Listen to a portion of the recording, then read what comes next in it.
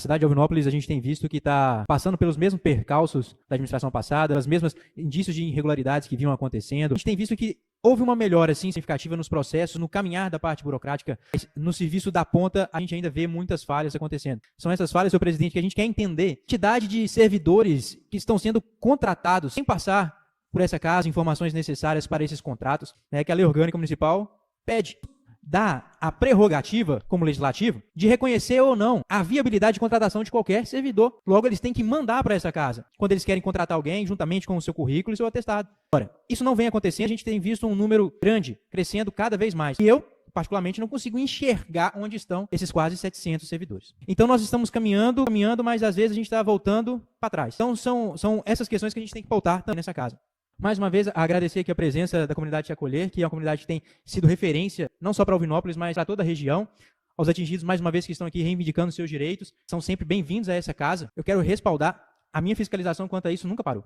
Tem manifestação minha, pública, junto a secretários, que o quê? O local em si no parque de exposição talvez não seria aceito pelas legislações, tanto estaduais quanto análise de solo.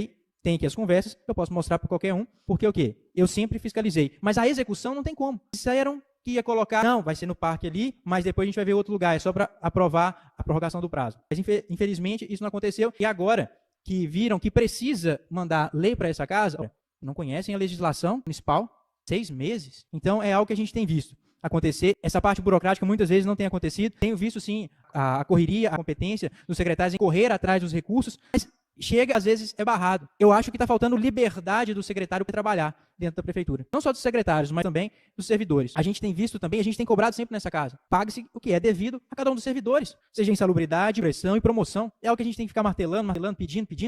Está ficando cansativo. A gente faz pedido de requerimento de informação, dado sigiloso.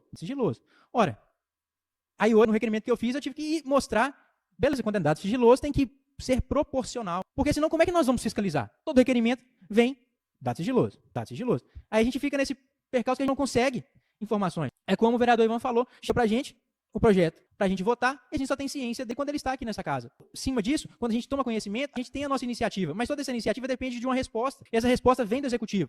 E eu agradeço a servidora, a secretária Camila, que me respondeu com 3 dias. Então foi um requerimento respondido rápido.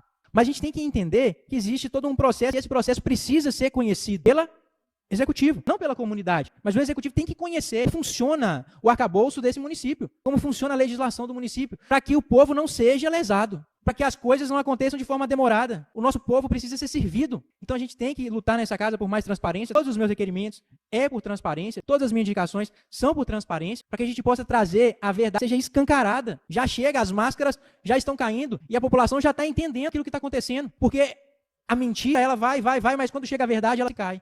Ela não se sustenta. E a gente tem visto que isso está acontecendo no nosso município. Pessoas têm criado e têm visto o que de fato tem acontecido, e aquilo que é muitas vezes orgulho, vaidade, prepotência e arrogância não deixam as coisas fluir no nosso município. E isso, presidente, deixa a gente cansado, porque a gente pede, a gente indica, não é para mim.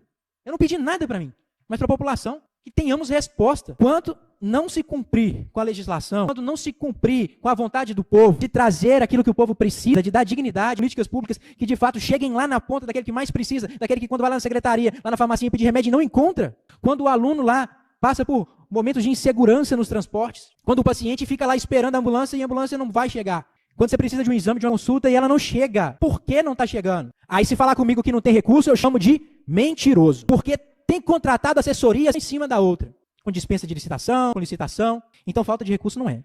Mas, às vezes, falta a aplicação efetiva desse recurso. E é para isso que a gente faz os questionamentos, a gente faz os requerimentos nessa casa. Para que a gente saiba para onde que está indo. Porque o portal da transparência, de fato, não é transparente. Não é. Se você quer ver o que está acontecendo lá, você não consegue sem fazer um requerimento de informação formal. Porque lá não tem tudo aquilo que nós precisamos. Aí a gente faz o requerimento, aí a gente tem que esperar.